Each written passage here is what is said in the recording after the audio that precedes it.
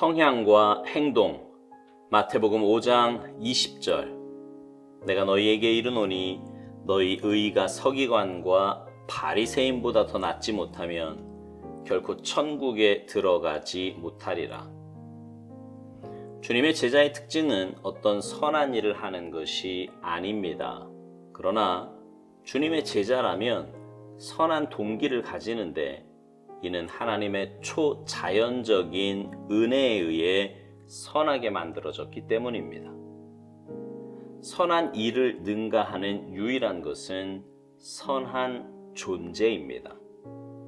예수 그리스도께서는 주께 삶의 주권을 맡기는 자에게 서기관과 바리새인의 의를 능가하는 새로운 유전 형질을 넣어주십니다.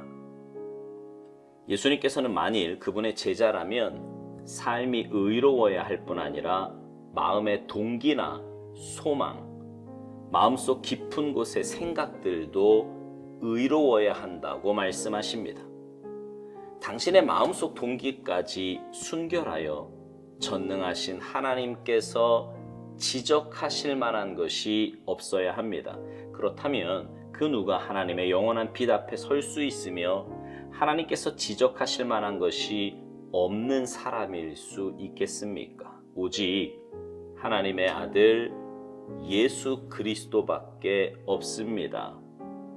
예수님께서는 그분의 구속을 통해 누구에게든지 자신의 성향을 넣어주실 수 있고 그를 갓난아기 같이 순결하고 단순하게 만드실 수 있습니다. 따라서 하나님께서 요구하시는 순결은 만일 내가 주 안에서 재창조되지 않으면 불가능합니다. 이것이 주님께서 그분의 구속을 통해 착수하신 일입니다. 그 누구도 율법을 지킴으로 자신을 순결하게 할 수 없습니다. 예수 그리스도께서는 율례와 규칙을 주시기 위해 오신 것이 아닙니다. 그분의 가르침은 진리인데 오직 그분이 우리 안에 넣으신 새로운 성향에 의해서만 해석될 수 있습니다. 예수 그리스도의 구원의 가장 놀라운 것은 그분이 우리의 유전 형질을 바꾸신다는 것입니다. 인성이 아니라 그 근원을 바꾸십니다.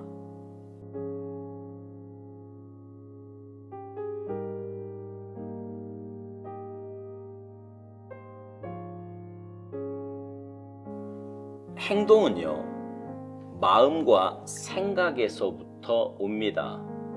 무슨 말이냐 하면 먼저 마음을 먹고 생각해야 그것이 행동으로 나오게 된다는 것입니다. 그 말은 평소 내가 어떤 성품과 어떤 생각을 가지고 사느냐에 따라 내 행동이 결정된다는 것입니다. 그러나 신앙생활을 보면은요, 꼭 그런 것만은 아닌 것 같아요. 무슨 말이냐 하면 하나님에 대한 온전한 신뢰도 없고요, 온전한 믿음도 없으면서 얼마든지 하나님 믿는 것처럼 말하고 행동할 수 있습니다. 기도도 그럴듯하게 하고요, 말씀도 제법 많이 압니다. 헌금도 구제도 봉사도 나름 열심히 해요. 그런데 결정적인 순간에 보면 안 믿어요. 그러니 사실 교회 나와 하는 행동과 삶에서 보이는 행동이 얼마든지 다를 수 있습니다. 그러나 신앙생활은 그런 게 아니지요. 교회 안에서나 밖에서나 가정에서나 어디서든 동일한 삶의 원리와 원칙을 가지고 믿음으로 사는 것, 이것이 바로 신앙생활입니다. 오선일대 목사님은 이 원리에 대해 오늘 묵상을 시작하며 이렇게 말을 합니다. 주님의 제자의 특징은 어떤 선한 일을 하는 게 아니라는 거예요. 주님의 제자라면 선한 동기를 가지는데 이는 하나님의 초자연적인 은혜에 의해 선하게 만들어졌기 때문이라는 것입니다. 여러분, 이 차이를 아시겠어요? 선한 일을 하는 것은 얼마든지 위선으로 할 수 있다니까요. 마음과 다르게 사랑하는 척 할 수 있고요. 마음과 다르게 믿는 척 할 수도 있습니다. 그러나 그건 주님의 제자의 삶이 아닙니다. 오히려 선한 동기를 가지는 것, 그러니까 속 사람이 바뀐 것이 주님의 제자라는 말입니다. 속 사람이 바뀌니 행동은 당연히 바뀌게 되겠지요. 그 이유가 바로 하나님의 초자연적인 은혜에 의해 선하게 만들어졌기 때문이라는 겁니다. 오스왈드 목사님은요, 선한 일을 능가하는 유일한 것은 선한 존재라고 말합니다. 존재에는 일이 따라오지만 일을 했다고 해서 존재가 그런 존재인 것은 아니기 때문입니다.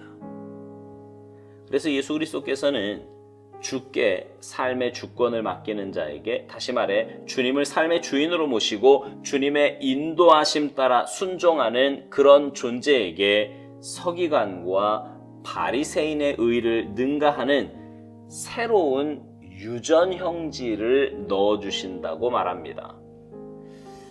오늘 본문 말씀에서 주님은 우리의 의가 서기관과 바리새인보다 더 낫지 못하면 결코 천국에 들어가지 못한다고 말씀하십니다. 그런데 여러분도 아시겠지만 서기관과 바리새인은요, 정말 철저하게 율법을 지킨 사람들이었습니다.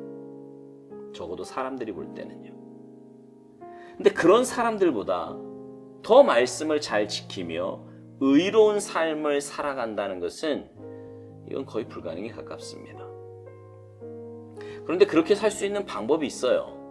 그건 바로 주님이 그렇게 해주시는 겁니다. 여기서 오해하지 말아야 할 것은 신앙생활이라는 게 나는 아무것도 안 하고 그냥 가만히 있으면 하나님이 다 알아서 해주시고 그래서 내가 하나님의 자녀답게 살 수 있다고 착각해서는 안 된다는 것입니다. 실제로 그런 분들이 있거든요. 내가 지금 거룩하게 못 사는 것은 하나님이 그렇게 해주시지 않아서 그렇다는 거예요. 하나님이 이런 조건을 나에게 주셨기 때문에 그럴 수밖에 없다는 겁니다. 그런데 그런 사람의 삶을 보면 경건의 훈련도 없고요, 하나님과 깊은 교제도 없습니다. 그냥 오고 가며 나는 지금도 기도하고 있다고 말을 합니다. 쉬지 말고 기도하라고 하셔서 지금도 기도하는 마음으로 이렇게 산다는 거죠. 그러나 그런 분들 가운데 주님과 깊은 교제를 나누는 분은 거의 없습니다. 주님의 말씀을 읽고 묵상하는 것도 별로 하지 않아요. 그러니 늘 내 생각이 먼저고요. 더 문제는 그런 내 생각을 하나님이 주신 생각으로 착각한다는 것입니다. 신앙생활은 그런 게 아니지요. 주님과 깊은 교제를 나누며 말씀과 기도로 거룩한 삶을 살아야 합니다. 그리고 날마다 나를 쳐서 복종시켜야 합니다. 그럴 때 주님이 온전히 내 인생의 주인이 되십니다. 그리고 주님이 내 인생의 주인이 되시면 그때 주님께서 내 생각도 마음도 그리고 말과 행실도 바꾸어 주시는 것입니다. 하나님이 정하신 의의 기준을 만족시킬 수 있는 사람은 이 땅에 아무도 없습니다. 오직 예수님 한 분뿐이십니다. 그런데 그 주님을 삶의 주인으로 모신 사람들에게는 주님이 자신의 성향을 넣어주실 수 있고 그를 갓난아기 같이 순결하고 단순하게 만드실 수 있다고 오스왈드 목사님은 말합니다.